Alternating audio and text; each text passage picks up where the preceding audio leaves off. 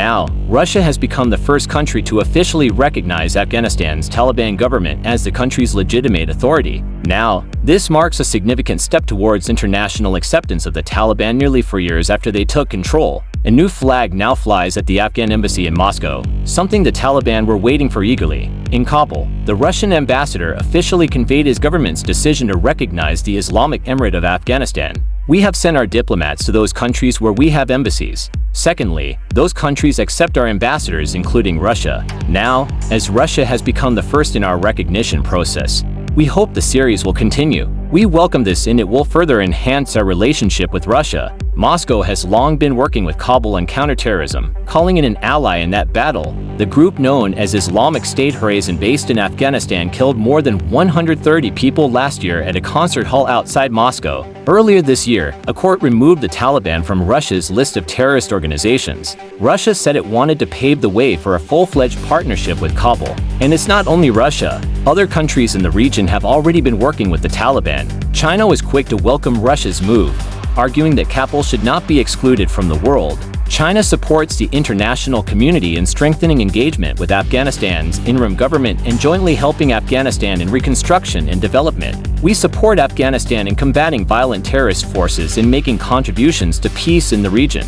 India has also been extending cooperation with the Taliban, for instance, supporting Afghan refugees deported from neighboring states. Then there's Afghanistan's immediate neighbor Pakistan, which has a troubled relationship with the Taliban. Islamabad accuses the Taliban of sheltering and supporting Pakistani militants, an accusation the Taliban deny. Despite these complex relations, Pakistan is a major trading partner of Kabul, but Afghanistan remains a para-state globally. It has draconian restrictions on women, including education, that is banned beyond the 6th grade. Nearly 78% of Afghan women aged 18 to 29 are neither working nor studying or training. Rates of intimate partner violence are rising and education bans alone are estimated to cost Afghanistan $1.5 billion by 2030. Russia's recognition of the Taliban a sign of how strategic interests outweigh human rights. Yeah, let's look at this with Alexei Yusupov, who's director of the Russia program at the Friedrich Ebert Foundation and the foundation's former bureau chief in Afghanistan.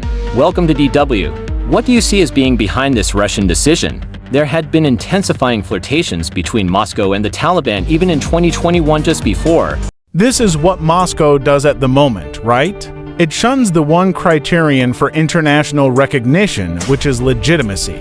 And it focuses only on the question who is actually in power in Afghanistan. And the answer to that is quite clear at the current moment. It is the Taliban. It is the Emirate. And so here the question of how the situation with the human rights is: what about domestic policies towards women, towards children, towards minorities, towards education? Moscow is not interested in elaborating this. Okay. And the benefit for the Taliban presumably is, well, they have a big backer now. They have recognition from one of the permanent members of the UN Security Council. They have data, and again, they can bolster trade. They can travel through Russia to other platforms. To other countries. They have been doing this also quite recently.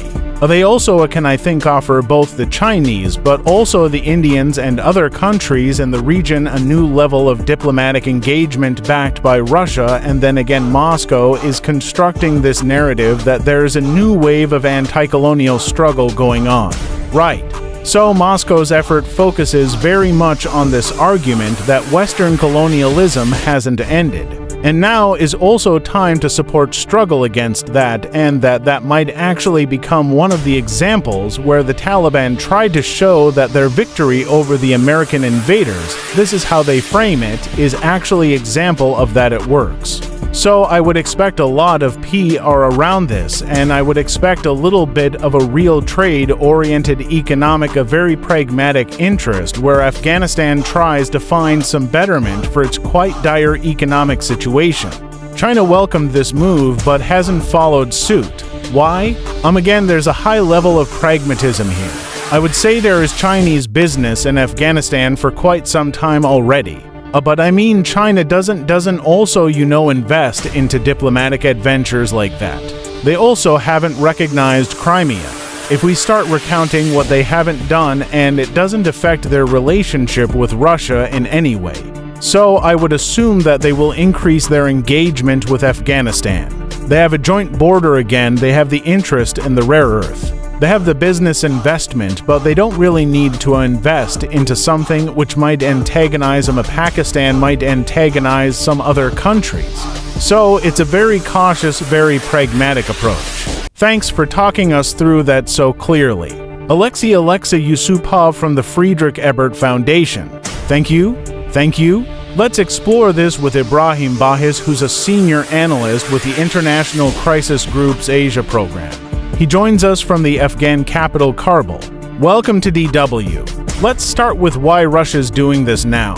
They came back to power, and actually it's quite a stunning reversal of history, right? Because Moscow under Vladimir Putin had been in supporter of the American intervention after 9/11's Russia had opened up its skies. They allowed NATO logistic on the ground inside Russia to sustain operations of the intervention. Afghanistan, but it all has turned around towards the end of the mission of the Western-led coalition.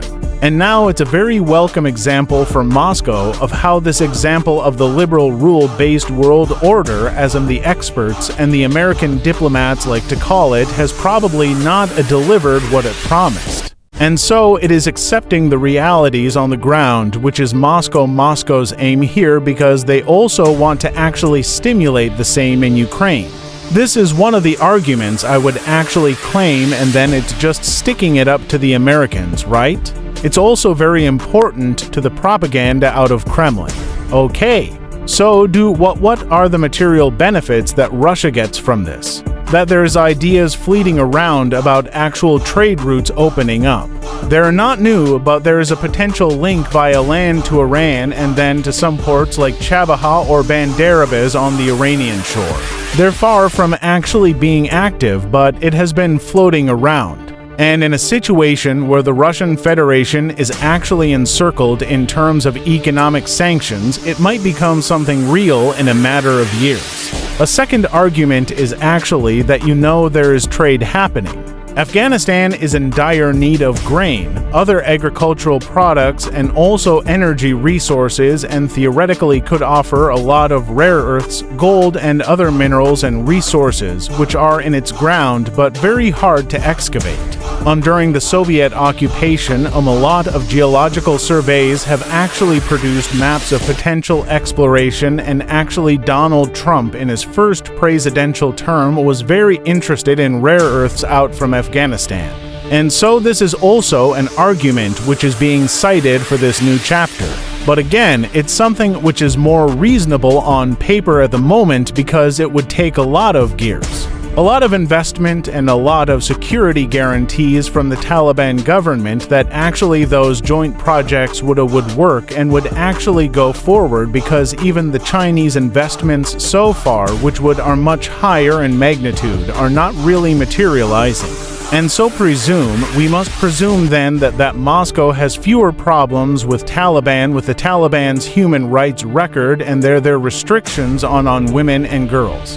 Yes, I think this is something where Moscow turns a blind eye to it. It's not like they celebrate the domestic issues, but again it fits the geopolitical narrative that the world is comprised of different kind of political regimes, and legitimacy is produced by de facto power on the ground.